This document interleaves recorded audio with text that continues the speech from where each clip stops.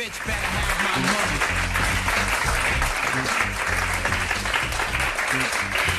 What's up?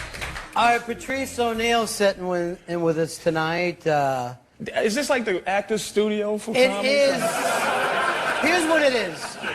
It's some horse shit. Like Yeah. this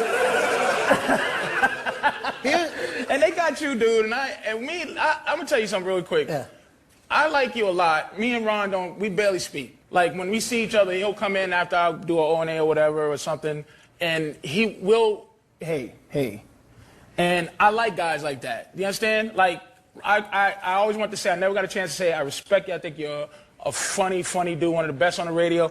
And you're an alpha male. I always respect alpha males. A lot of motherfuckers, they think like women sometimes, where if you don't like me, that means I don't like you, but that's not the case. You understand? Like, I don't know how you feel about me, but I like you a lot. I respect you. I think you're one of the smartest dudes I ever heard in my life. And I'm just saying this because I know we have a weird, even backstage, just kind of, that's our relationship. Right. Well, I like to be paid to make chit chat. I don't see any, it's what I do for a living. So I see no reason. That's how I feel about it, dude. Yeah, but I feel the same way as you. I mean, you're a hardworking guy. You're always funny. I see you doing a million different things. Do you ever turn anything down because you'll go into, you know, some firestorm areas? They'll call you out on Fox TV. And yeah, anything that, I mean, I turn a lot of shit down. Yeah. But anything that I can sell myself in terms of selling my opinion, because that's the only thing I really got to sell, because this business is, it's a little white man business, a little Jew guy's business, a gay guy's business, and a woman's business, and they all run. It's almost like when you come up and there's the motherfuckers going to school. If you rode a bus to school, it's the front of the bus and it's the back of the bus. And motherfuckers in the back of the bus torture the people in the front of the bus. You understand? Sure. So right now, the front of the bus people run the business. And I'm a back of the bus dude, meaning I fuck with everybody. And the people who were at the front of the bus, and I got to go in and go, hey, look, I got these ideas. And they go, yeah, I remember when you smacked me in the back of the head. Remember when you was talking about my mother. And it was all in due fun, like, because I attack myself. I just like to laugh, right? So right now, in this game, I'm trying to find people in the middle of the bus that didn't want to quite commit to being a fucked up person and didn't want to commit to being a cornball, kind of bring us together. That's the business, you know? Yeah. And essentially, when you say, do I turn shit down? I turn a lot of things down. I turn down that stupid Celebrity Fit Club, where I'm going, you know, like, to be honest, my career is more important than my health to me. So they're saying you gotta be not only you have to be a fat has-been. And I never even was yet. You know what I'm saying? So I'm like noted. I mean, that was an unexpected question instead of saying no. What I say yes to is things like Fox, because it's just, you know, first of all, I think black people, we need some kind of agenda beyond just being angry every time a white guy says some shit that's supposed to hurt our feelings. I think we came further than that. So it's a chance. It's a chance for me to do that Fox thing. That Fox thing fucks me up because I got a lot of you a sellout emails. Oh, really? You fucking sellout motherfucker. You saying shit, white guys and shit. Because it looked like I was just defending middle-aged white men every week for saying shit. Right. But the reason I was on there defending speech is because, for real, black people own speech right now. We own it. That's our reparation. You know, it's an unwritten thing that we can say what the fuck we want, and white guys can't say what the fuck they want. And our biggest ally in terms of black folks moving ahead is that white guilt. White guilt is a big-time ally. White people going, I feel so bad for slavery, even though you're originally from Poland or something, you had nothing to do with slavery, but you feel that white guilt that comes along with it? Good. So I can say what the fuck I feel like saying, and you stuck. And I just want to say to black folks, shut the fuck up till we get our shit together. Because we got too many hypocrites that on our end, you know what I mean? It's like, I don't want somebody to throw something. If I say you a piece of shit, and then somebody says to me, well, what about when you well, you go to Brazil and fuck hookers sometime. I'm gonna go, well, that's not, I don't want to go, well, that's a different piece of shit. This is nothing like Actor Studio. I can't see this ever getting on TV of any kind. I was sitting here listening. I can't even think that porno channels would want to play this at all. Yeah. But that's why it's like somebody asked me in the back, you're not on O&A as much anymore. I'm not done yet in terms of being offensive, I think. Mm-hmm. And I think O&A, and I'm not saying they're done in terms of being offensive, but they're tired of fighting. You know what I mean? They're becoming generals, and you know, soldiers fight. And I think they went through the soldier phase, and now they're generals, man, and they don't feel like boxing the powers that be right now. And I think that I don't want to go in there and do a goofy thing and go in there and just be how I am, which is completely unedited racist, unedited sexist, unedited piece of garbage, man, till I'm done. And I'm not done yet. So, you know, if I'm not on there because of that, I understand. I wouldn't have me on there. Like, they pulled off the Black Phillip thing I do on XM, where my whole show is just talking about women and how women, we don't like them, and I don't like them. They had to yank me off. I'm not upset about that, but I'm not finished yet, you know, offending people, you know. Why is that, Patrice? What is it that you're trying to do here? What are you? That's a good question. Yeah. What are you trying to do with this? It ain't make money, because I'm stuck. One thing I learned about this game early is it's a lonely game. It's a lonely journey. It's really hard. Like my mother didn't support me. She supports me now, but it's one of them things. It's like, this shit is a dream, and you know, you ever try to. Dreams are something you do by yourself. You ever have a dream and then try to tell somebody the dream you had? You wake up and be like, hey, here's what I was dreaming. And they be like, really? Really? So, unicorns, and then what happened? That's the same thing as saying, I want to do something besides be what's already planned out. Plumber, doctor, lawyer, you know, dentist. There's a plan. This thing here is like a leap of faith, and you just keep falling. Now, to answer your question, what I'm trying to do is be righteous. And when I say righteous, I don't mean God, you know, God righteous. I mean, just when I wake up, I know I was honest to myself. You know what I mean? And I did the whole tap dance, dude. People be like, why do you play ball? I did it. I tap danced like you wouldn't believe. Aspen 1998. I mean fucking like hot shoes trying to get something. What is it, means to an end? Yeah. I was trying to get something. And I went to LA and I was sitting there, I was like 100 pounds bigger than I am now, dude. And I was sitting, and my stomach is like fucking sitting out here.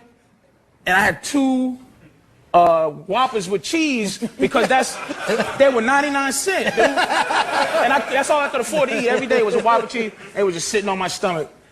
And if I had a gun, dude, I'm telling you, I'd have shot myself. I understand suicide.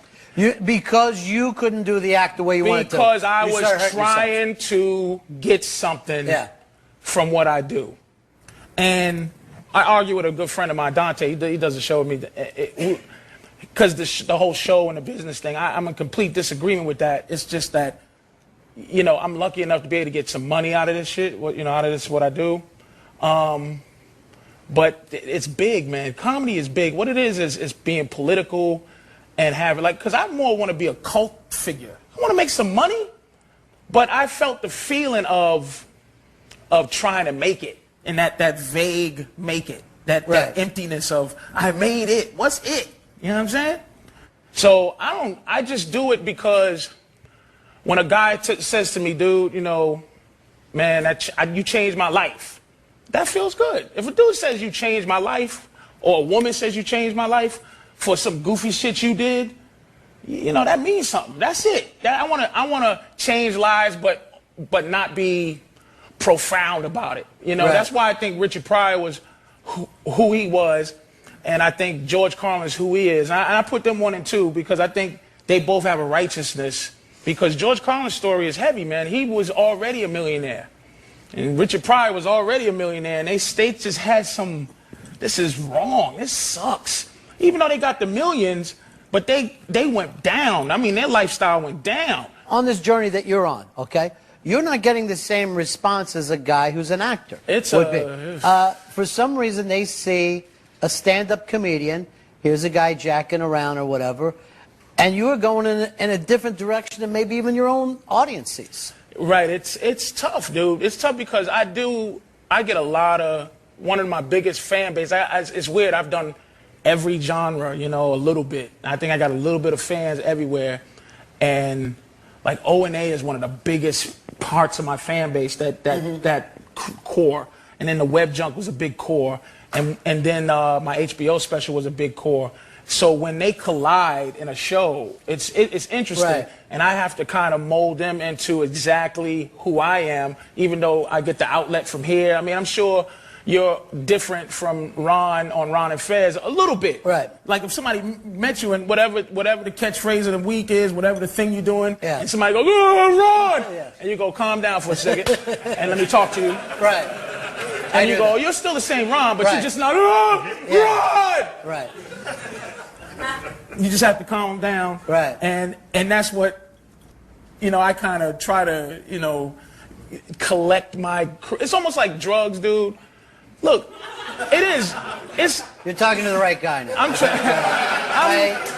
Now I'm with you. Now I got you 100%. I don't mind boutique sales. Like, I don't mind that boutique shit. I can't go out and go, here, buy my CD. And I mean, if you want to find it, I want to make it available. I'm not an asshole, an idiot, but I don't want to go, here's some more. Give me. All I want you to do is just sit there and absorb what I'm trying to do. It's like, but the thing about drugs, what I mean, is like, it's like if I got some really good coke, you know, I don't need every scumbag everywhere to come try to buy my coke. I have a very boutique. Right. I don't mind. It's not a good people. I don't mind having a boutique audience. I don't mind 100,000 fans that would pay $100 out of their life to fuck with me in any way. That's 10 million, maybe. I don't know. I don't do math, but that's a lot of money. Yeah. If I just don't let those 100,000 down, I don't need 1 million strangers in my life. Well, you know, it's kind of interesting that you said that because it wasn't too long ago. I was reading an interview with Ricky Gervais, who I think genius. I think he's brilliant. He's a guy who started The Office in England, then he did extras. And they were asking him about doing comedy in America, New York, and he only mentioned one name of comedians that he admires, and that's Patrice O'Neal. And this guy is probably the hottest European comedian. He's big. I mean, The Office, he's big. And, I mean, particularly in England, they're standing in line. So people that I would say are funny, and, you know, I'll throw it in with the O&A, too, who I think brilliant minds. Yeah. But the people that I tend to think are funny are fans of yours, and so maybe you are chasing that. Well, I think they feel that it's not, you know, again, saying something's not pretentious is almost pretentious. Saying that I'm not trying to be this is being that. But I fight hard to not have an editing system. I try to fight hard. Like, Ricky Gervais probably got to know me from my time of going to England, because it was a time where I got essentially thrown out of America, wasn't making money. Club owners, like the dude that owns Arizona Improv, you know, he tries. See, a lot of things in this game is weird, is they try to give you golden handcuffs all the time. And golden handcuffs is when, like, if you're out of control, somebody just gives you something to control you.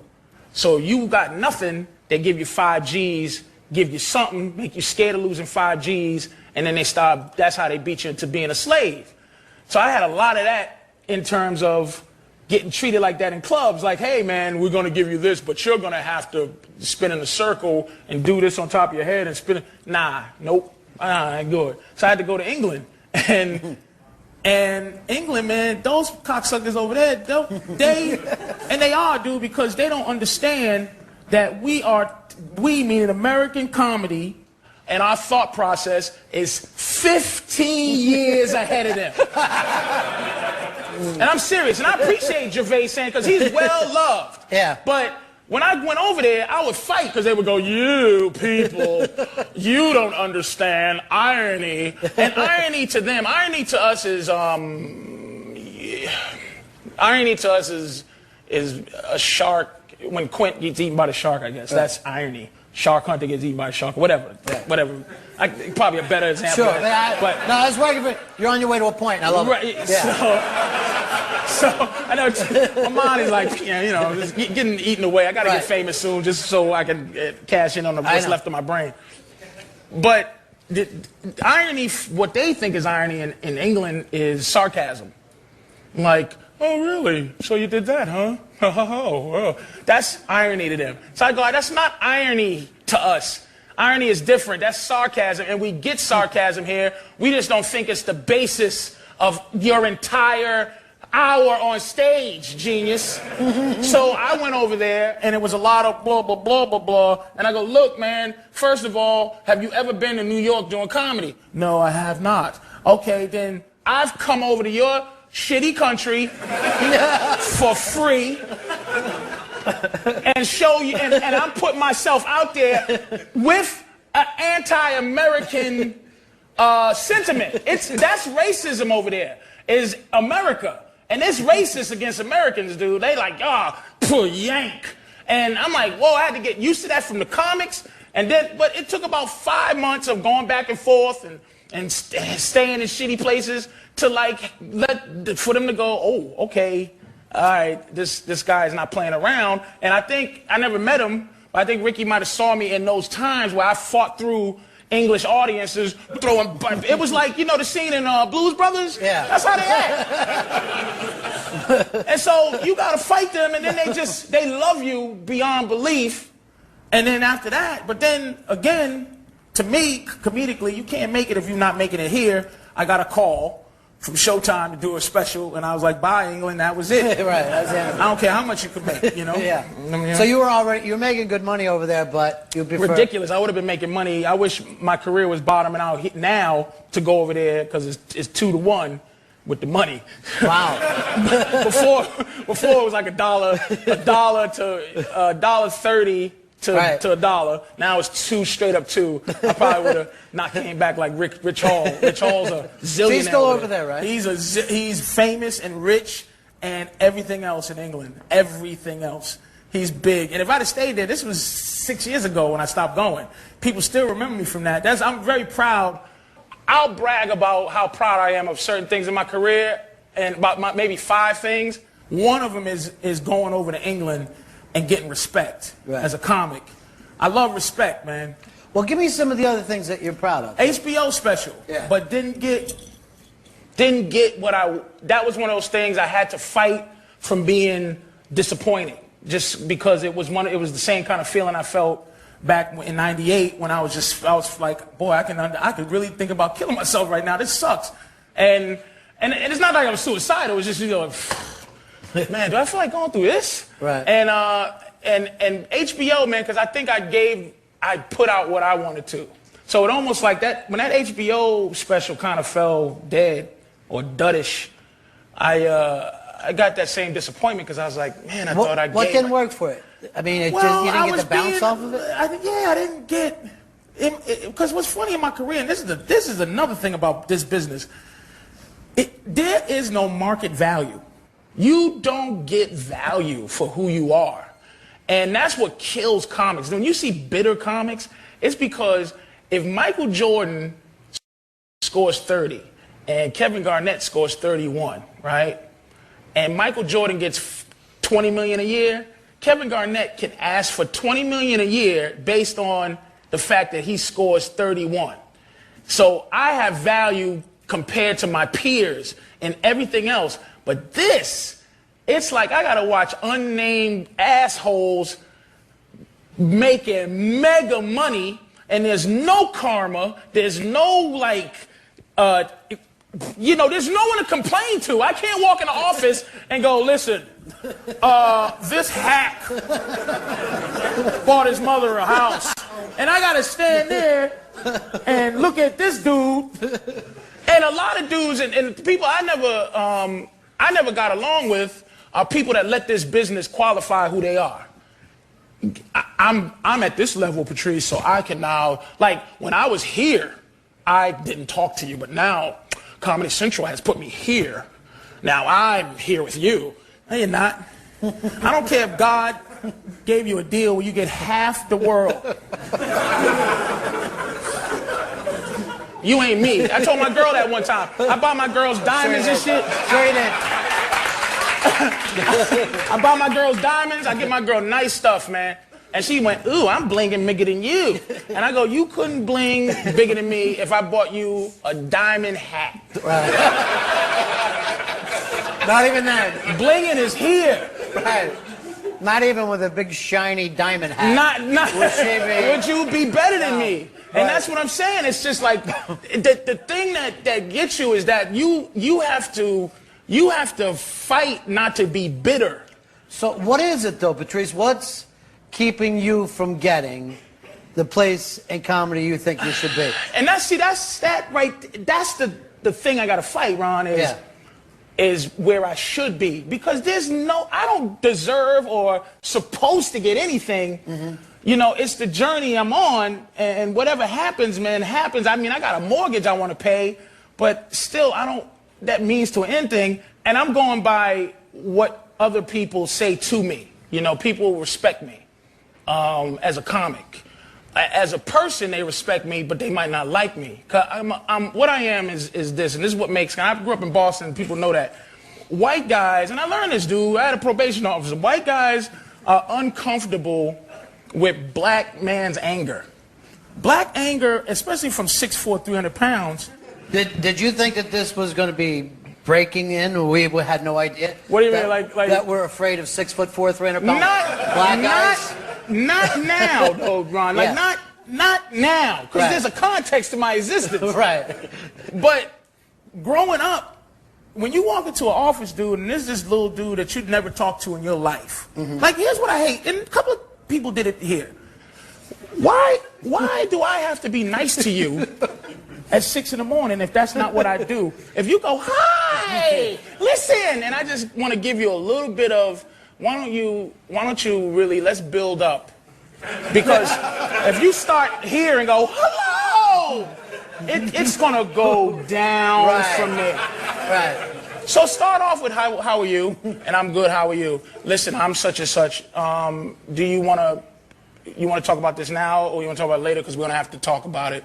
But just find a way to deal with people in some honest. I'm not passive aggressive, but I understand what passive aggressive is. It makes me sick because I'm aggressive. Right. You know what I'm saying? So that's what to say why I might not be where I think I should be in terms of my peers, because I'm peers with Dane Cook, I'm peers with Carlos, you know what I mean? Mm-hmm. I think less people know me, but the core. Right. There's a core comedy base that goes, Patrice is in there with that. But aren't those guys just one move, wasn't one spark thing to tip them, you know? Yeah, I mean, like, I respect Dane, but I'm not selling the drug he's selling. I respect Carlos, I ain't selling the drug he's selling. I cannot sell what I'm selling to 20-year-old college girls and 18-year-old high school kids. I can't. I just ain't selling that. I'm going to offend people. Mm-hmm. You know what I mean? I don't want those people to come out and go, I see you on Web Junk. You're going to be great. And I'm like, look, calling my girl a bitch. Right. You know, I'm racist. I'm racist against black people. I'm racist against white people. I do a lot of stuff that's like, you know, this is not funny. This is not fun. This is not. This is, I don't know. What's he doing? And then I'm like, Mom, get the fuck out. I don't want you here anyway. So it ended up being this many people at the show by the end of the show. Right. But it'll be part of my 100,000 that I'm trying to. Yeah, right. You know. So you know, maybe it's a misunderstanding, but I take a lot of blame for a lot of stuff wrong. Right. You know, in your heart, though, I mean, that you're not going to end up on lunch boxes, even though some of your peers will. Right now, people don't understand, dude. There is to any women in here, there is a quiet, underground, weird man movement going on where guys are getting fed up, dude. I mean, talking to dudes, it's a weird anger. And what the anger is, it's almost like how, like being a white guy, it's tough because no one wants to hear your problems. You have to be, for a white guy to say you have problems and I listen to it, it has to be a passion, it has to be well thought out and well said. It can't be like, what about me? I'm a white guy. Be like, yeah, all right, whatever. That's how women see guys now, to me. And guys feel how they feel. You know what I mean? And we gotta I'm figuring out a way to try to say what I feel. You know what I mean? And I think right now, dude, I'm really a fighter for everything that's anti-now, you know, anti... Like, I think the political correctness of what's happening today. I don't even want to say that, because it's almost bigger than that. It's almost like any dude that says the word inappropriate makes me sick. Any man who lives that mantra, that was inappropriate, that's just like, you sell out. You just sold everything, dude, down the river. I'm trying to let the world understand that there's a place, there's a group, there's a mindset, and not just men, everything, white guys, you know, that learn how to say, look, I feel this way, or you know, gay people, where I'm going, my thing about gay people is like, look, why do I have to respect that you sleep with the same person, the same genre, the same gender? Don't make me respect you because of that. I'm not. What's your platform? Like, get out of my face, man. Do what you want to do. Right. I don't care. But don't say, I have these rights. Because what? Why? So everybody should be able to say whatever they want. Whatever they want, whenever they want. And that's what my big thing on Fox was with black folks is like, white people ain't the oppressor no more. It's almost like we need a new platform. We need a new thing. Like, I think we're getting lazy. We did the 60s, we got hoes, we came through that. And now and we just want to attack anybody that, nigga, get him. Like, I don't even know what that means, like, anymore. I think, you know, Malcolm X and anybody else who fought for those times, a million names, but it's like, we could do better. Like, well, I mean, Pryor is a guy who turned his back on that word and said, I'll never use it again. Paul Mooney. Because of his own personal, what it meant to him when he went down there and he saw. Now, when I listen to Pryor say that, now, I watch Africa. First of all, I don't look at Africans and go, they're us. Right. Not feeling that. I'm not feeling. He stopped saying the word nigger because he went to Africa and had a moment. Right. If I ever go to Africa and have a moment, that may happen. Right. But I haven't had a moment. I know Africans that don't like black Americans. Africans don't look at rap and go, look what we did. You know what I'm saying? Those people, the Americans, they don't like us. See what I believe this to be, and I don't even have it all fully, so it could come out crazy. But I think black people are adaptations of Africans. Africans ain't even Africans no more. The Africans that we trying to get back to, that we're here, the kings and queens, they don't even have those in Africa no more. Bunch of dictators and thieves and little 10-year-olds with AK-47s. That's what I see. I'm sure there's a Garden of Eden somewhere that they don't show on Fox. But what I see is like, and the attitude here when they selling Oakleys outside and they don't like me, you know. So my thing is, I believe that we are a brand new species and we're learning how to be that. And while we're learning how to be that, we should shut the fuck up. We should shut up and learn how to be us. Then we could come challenge white people. White people are fine with them. Like, y'all are fine being white people, fine being white people. Black people, our entire existence is based on how we relate to white folks. I hate that shit. Because I don't look at white people like my oppressor, dude. You could be smarter. I listen to you. I'm like, God damn, that motherfucker's smart. And I go, I don't think I'm as learned as you, but I don't feel inferior. I'm like, tell me something. You don't see me on Fox trying to make sure I go, see, and the constriction of the situation, because I don't have access to that many words in the dictionary. So I'm doing me. Right. I have an opinion. I never respect people who read something and then repeat it back to me. Like, that's intelligence. I like somebody that takes what they read and then they come up with some abstract thought of their own. That's impressive. being informed is not impressive to me. I can tell you, well, you didn't hear what happened in Uganda? Nope, not really, nigga, because I had trouble, paying my car note. I heard what happened to Chris Benoit because I'm a wrestling fan. I'm not a Ugandan fan, so I don't look out for Uganda. Whatever. It is what it is. I got to agree with you there. Everything you said. Now, you brought up Chris Benoit. You worked for the WWE for a while, right? Yeah, very short, but it was fun because I love wrestling, man. I still love it. It's still like almost having if you're a Whitney Houston fan, and from time to time you're just looking just to see if she's coming back because you remember how wonderful she was, and then you kind of, come on, Whitney, you got it today? No? That's me in wrestling now. Right, you always look back. Every Monday I go, come on, baby, come on. Is it this? No, he's shaving his head. All right. But, I mean, being backstage is an amazing place. Dude, there. it was amazing, but, like you meet some people and you like, wow. Like, you meet, they're good guys, like The Rock. I met The Rock, and I'm like, this dude was nicer than he should have been. Like, it was weird. Rock should have been an ass, but he was just too nice. It always made me uncomfortable. Like, I was like, dude, don't be this nice, because it's almost strange. You should be over there. Like, Stone Cold was a little bit, don't come near me. And I'm like, that's more like it, dude. Yeah. Undertaker, nice guy, da-da-da. But my thing was just being at Vince McMahon's house, and just his presence, dude. I've had a man crush on 3 dudes where I went, 3. Right. 1, Michael Jordan, because I used to work at Boston Garden selling peanuts and popcorn and stuff. Michael Jordan, just awe-inspiring dude. Just something about him was magic. Like, God damn, I want to be that dude. Larry Bird, something about him just was like, that's Larry Bird, man. That dude, what is he? And Vince McMahon. Vince McMahon, I was awestruck by this dude. The one thing I took away from him, just being in his presence, he never made you feel stupid for saying something. You would say, what about this? What about if Rikishi wore a big sombrero and then he juggled, and then a midget came down with a stick? He would go, no, I don't think that would work. And he would tell you why it wouldn't work.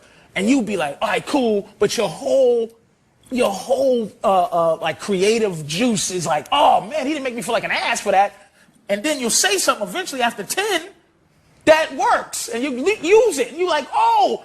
And that dude, it was amazing, man. That dude, I love that dude. And I bet you I only loved him because of those 3-4 days I was there. I got in and out, and that's what I like to do for people that I respect. I don't like to meet them. Never met George Carlin. Don't want to meet him. Glad I never met Pryor, because I don't want to be disappointed. Right.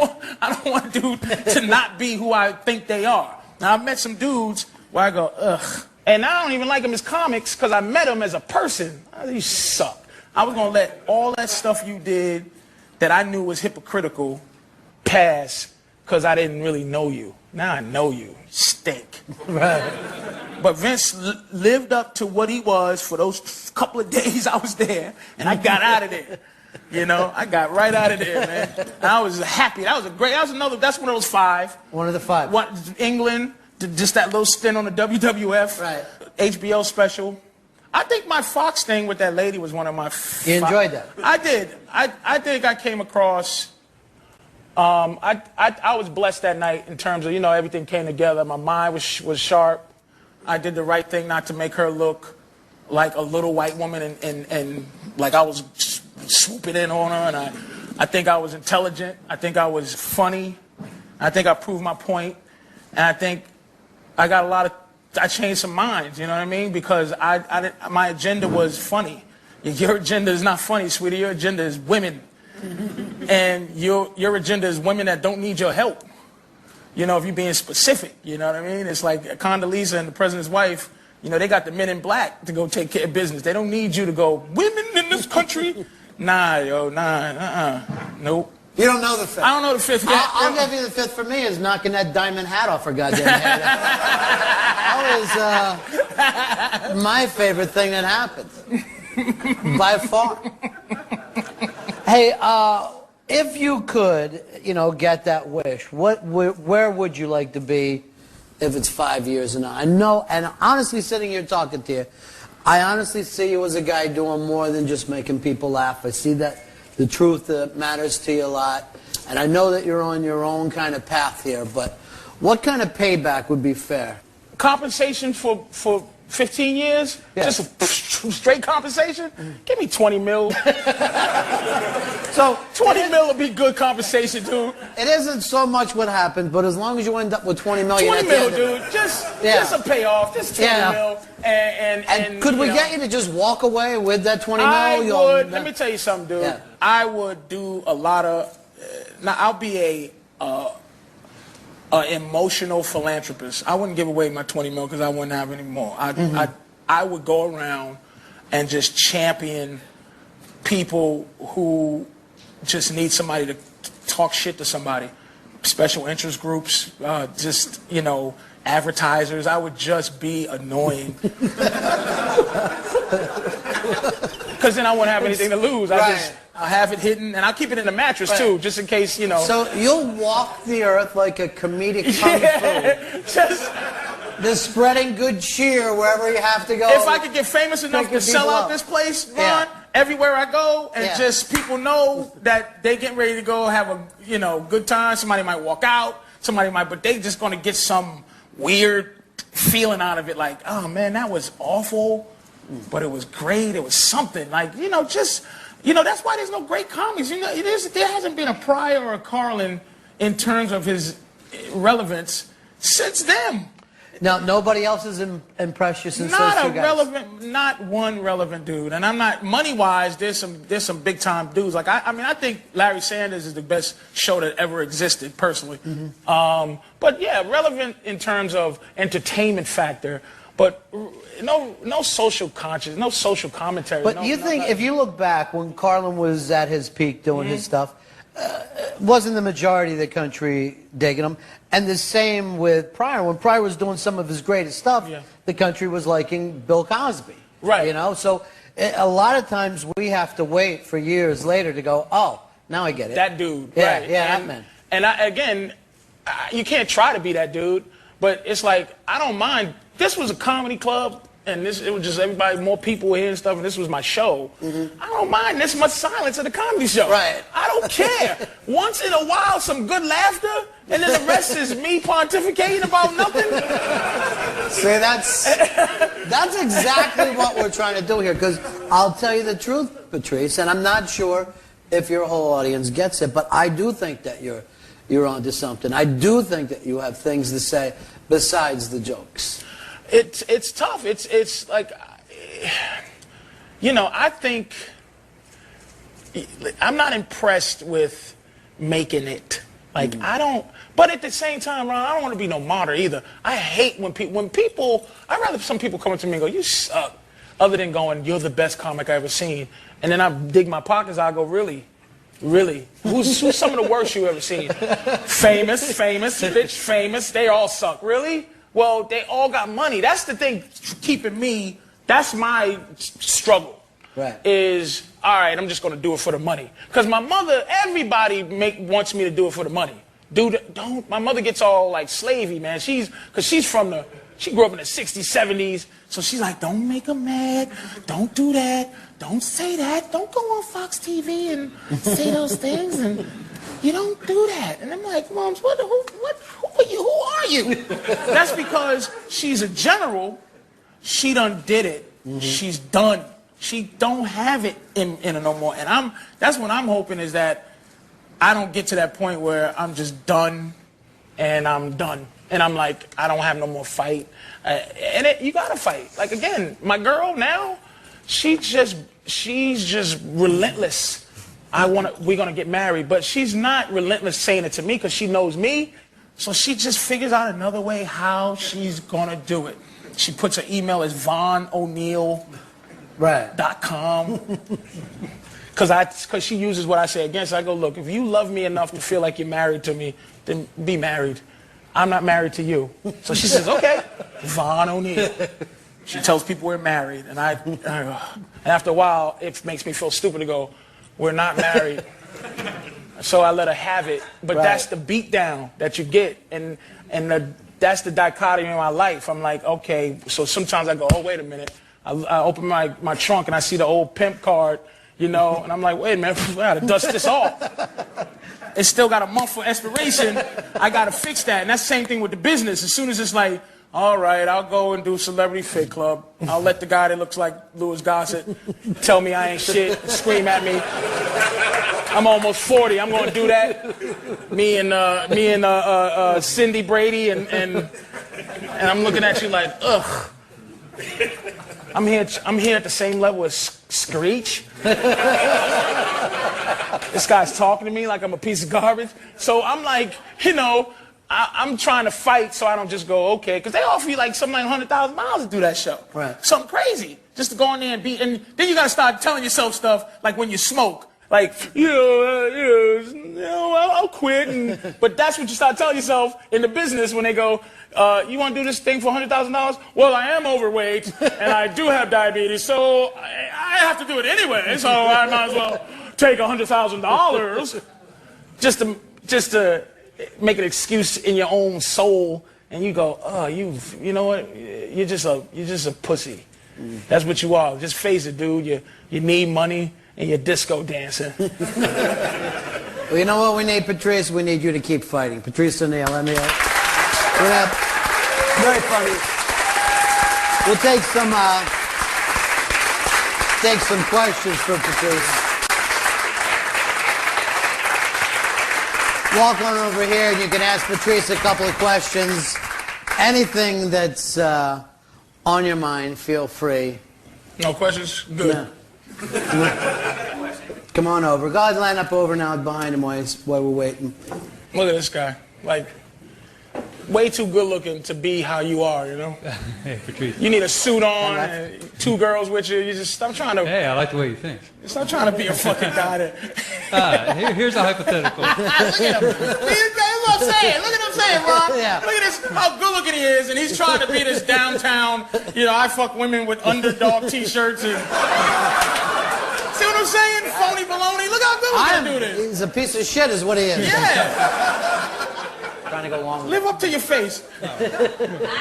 Hey, if you were asked to mediate between Don Imus and Al Sharpton, how would you come at that? What do you think about it? I just have a bunch of questions to ask and figure out how to not try to make Al look like a hypocrite, because that's the one thing everybody does is try to like go, well, what about when you said this about the Jews? He goes, nice talking to you.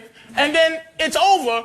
I would just ask him questions and ask Imus questions and hopefully the picture will paint itself, you know what I'm saying? I wouldn't want to go, well, what about this? Well, Imus, you did say, like, that little run I had on Fox, one thing I learned is that's the game. The game is we're going to set you up nice, and then we're going to make you look like you're a hypocrite. And then we're going to throw hypocrite things at you so you can go, oh, and knowing that you've been a hypocrite the whole time. I'm not going to, I could never for the rest of my life be a woman activist, ever. Because I've done too many misogynistic things. So if I go, you should do this, unless I start with, I used to be this, I used to be this, I did this, I did that, I said these things and I said these things, but at some point I changed and this is how I feel now. But I can't go, you, and then they go, well, what about this? And I go, well, whatever. So if them two had I just have some questions to try to make it build into something so that no one has to defend themselves, that you can actually talk and maybe dig your own grave or maybe shine your own light. Do you think there's a middle ground there where you could actually bring them to? Yeah, they would talk, but you would have to do it so it's not either one of them's their comfort zone, because he went to, Imus went to like a black radio, Al's show, to say sorry. And the thing is about bullies, man, bullies don't say, oh, like, hey, listen, give me your money on Monday, and then Tuesday come and go, hey, Monday, thank you so much for what you did for me Monday. I'll never ask you for any more money again. Once you give your balls, they're gone. They're done, dude. And people's power corrupts. If I got your balls in my hand, what do you think I'm going to give them back to you and say that power of having your balls in my hand makes... I got to dribble them, man. Have to. Patrice, how important is it for a comedian right now to have the platform like Ron and Fez, Opie and Anthony right now? What's that mean? As on radio? Yeah. It's important in terms of if you want exposure, but I'm ready for exposure. Well, if there's a young comedian, like I say, how much time does a young comedian have on stage? And you could tell the stupidity of each. One who goes, I got an hour, and the other one that goes, I got 10 minutes. Now, if you meet a guy that's been doing a comedy for a year, I know he doesn't have an hour. What he does is have an hour of jokes. But when I say I have an hour, like when you ask me how much time I have on stage or something, and this is referring to your question, I'm ready for anything. Like if I went on Ron's show, I'm ready for anything. If I went on Opie's show, I'm ready for anything. If you say how much time I have on stage, I can do comedy really well. My personality is good for an hour and 20 minutes. I can stay on stage for 2 hours if I want, but I start to imagine that you're getting sick of me after about an hour and 20 minutes. That's how much I have. So what I'm saying is a lot of young cats who just want to be on Ron's show makes no sense because they're not ready for the next level. Unless Ron or Opie and Anthony really love you and they can guide you through that. They can put you on a pedestal because they can make you or break you, but it would have to be at their mercy. If I went on Ron's show and he didn't like me and he wanted to make life difficult, I have enough fuel or enough stuff in my mind where I'm like, oh, you know what? This is what he's trying to do. I'm going to do this. I'm going to do this to protect my interests. But a cat that's on for doing it a year, I'm on Ron, and Ron goes, so stupid. He'll get flustered, he'll be done, because he don't have the thing to draw on, man. This game is long and lonely. And that's what you got to be ready to do. A long and lonely road, dude. And you gone at it from a lot of different ways now. You did a radio show, you're doing podcasts, you're doing the stage. What's happening with the podcast? What exactly? You know what? That shit that is the most fun I've ever had because it really is. If it falls flat, it's my fault. All the stuff I talk about show business, I run that show. And if that does nothing for you at all, you go, ugh, then that good. Now I take the responsibility. I don't have to go, what does a dumb old broad from Bravo know about funny anyway? Now it's me. That's what I love about that. It's a step down in terms of profile. But man, if it works out, dude, it would be that, like you said, that reparation, that 20 mil. Mm-hmm. Even if it was figuratively 20 mil. That helped my career to get where I want, and now this is like, hey everybody, this is the drug I'm selling. So people come to me, they know exactly, they're not gonna come ask me for marijuana, they're gonna come ask me for heroin, because they know that's what I'm selling. Instead of a heroin deal, and they go, hi, you are great, we love the way you sell heroin. Can you sell marijuana for us? Do you see what I'm selling? So that podcast is selling what I'm selling. You know, that's what that is to me. I really hope you do these drug references with everyone and not just me. Nah. Really? I know you was... That wasn't planned. No gayness and no drug stuff. It just kind of... Yeah, right. I don't know whether you're speaking down to me. Yeah, no. Condescending, Mr. Drug Addict. I'm going to throw innuendo your way. All right, here we go. What do we got? Hey, Patrice, what's your #1 piece of advice for young men out there coming up in the world, trying to fight the good fight? Also, how much did that watch cost? Let's be honest.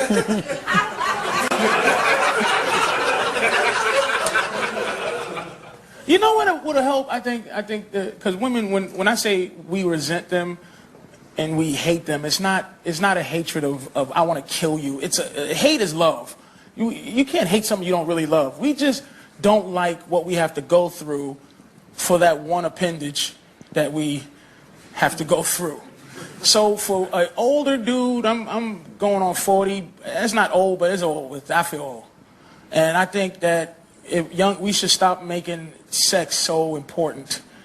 Like we should start making money, making our ability to make a woman have an orgasm important. Like, because to be quite honest, it's more important that I be good in bed than she be good in bed, because it's harder to make them feel good. So basically what I'm saying is stop selling off all your soul for some ass.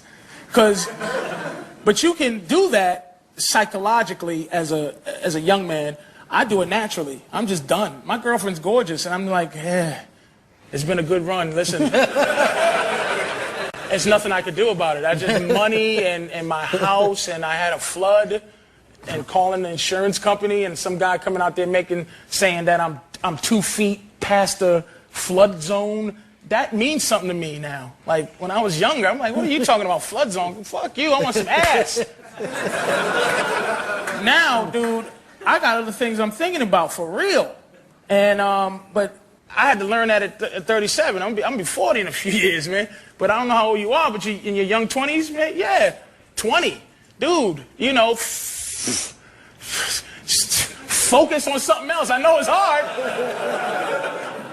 But that's what it'll do. It'll keep your head clear, man. It will. This is the kind of advice we'll be getting once you get that $20 million. I can go from town to town. Yeah, and helping people. And just being there. I'm serious, man. It is an underlying frustration, man. Why don't we write this up and try to sell it to one of the networks where it's just going to be Patrice walking from town to town, giving advice against like saying that gay guys should get over themselves and women are goofy? No. Who'll buy that besides channel no one watches? I don't care if it's only on for 1 week. It's going to be great. It's going to be great TV. You'll be calling up friends. You got to turn this shit on right now. This is unbelievable. All right, you're the last one, big man. Cool. All right, Patrice, you said you had to leave America because people weren't taking to you and you're offending people. And then you came back, and now you're doing fine for yourself. I mean, look at that watch, the necklace. You're doing well, and you're good. And you're good. These are all mistakes on my YouTube, by the way. This was, you know what they call nigger rich. I went out and bought. I was going to use that term, but you know, I wanted to wait till you broke the ice with it. I left, dude. It wasn't the people, you know, because now I've actually created a personality niche that it's like, I've seen a commercial once when I was doing Web Jump. Someone would go, we want a guy to come in and do this, this, and this. We want a Patrice O'Neal type. And actually it was a commercial that my dumb managers at the time sent me a breakdown for me to go read a Patrice O'Neal type. And it was you. And I was like, wow. I was proud of that. Maybe that's the finish. And what it was is what's the fucking question you said again? What's it? Doesn't matter. When I came back. When I came back, it wasn't the people that I left. It was clubs. It was the business. When I came back, I had 2 or 3. Remember those middle of the bus people? 2 or 3 of them that really go, oh, like, oh man, I love this guy. Like VH1, who I still love. I love the people over there, man. Sherry and all them.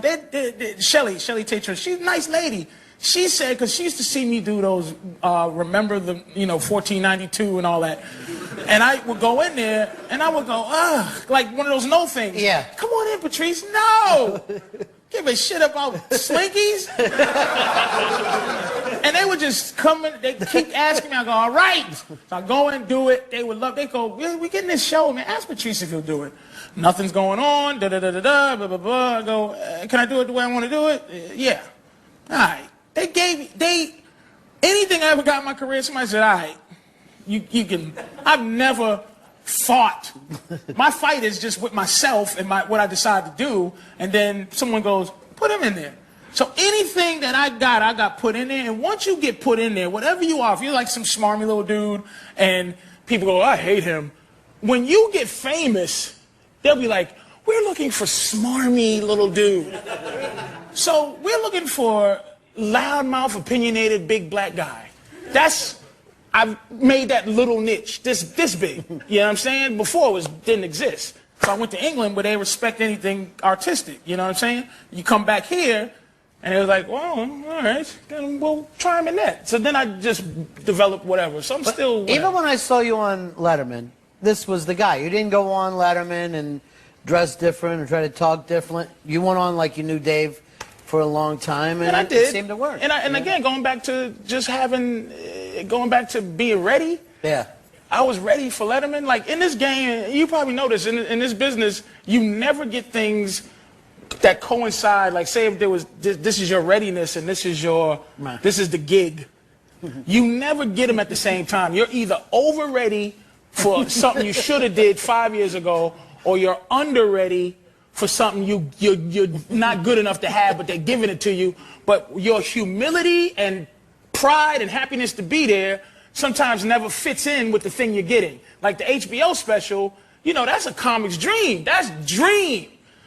But I've been in the business 13, 14 years by the time I finally got my special, and I was way past due. Like, I was like, whatever. I got what? How much? All right, good. I'll do it. But it wasn't like, oh, I didn't lose sleep the day of. It was, HBO special. It was like Letterman. I watched him for years. And I just knew how to be with Letterman. And that's why it was so much fun, dude. And I always respect him, dude, because he put me over. Dude, if I ever get a chance to say thank you, but they don't, you know, it's basically what they call gatekeepers. Right. His gatekeepers are awful. Meaning by the time you get to him, they're like, Dave's going to do this, Dave's going to do that. Oh, David. And you get to Dave, he's like, what's happening, man? So your name's Lumumba? What's going on? And if I'm any less ready, I already had the planned out thing that the 10 producers had got to me. And I'm like, Dave, you were supposed to ask me about my shoe size, and you didn't.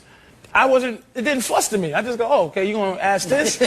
But that dude, if I ever could get to meet him, I'd be like, thanks, man, because he said, he put me over. He went, I like this dude, and you know it. Yeah. When somebody puts you over, and like, what y'all do with Big A? Right. You put him over. Big A, I'm going to tell you something. The way he is with O&A and the way he is with, I'm telling you, Big A be like this now. Hey, Patrice, how are you? He don't even be like, woo, woo. He be like, good to see you, buddy. When y'all go, a Big A. He's like, that's right, a Big A. And you put him over. Right. And you feel good when somebody does that, dude. I'll always remember Dave for that. He put me over. He was like, I'm going to make you look good. You know when somebody's doing that. And you know when somebody can make you look good. They can do it. They have power, man. Opie and Anthony, they can make you look good, or they can make you look really bad if they want. And he made me look good, dude. I loved him for that. I love him for doing that for me. Patrice O'Neal, let me hear it, folks. Hysterical.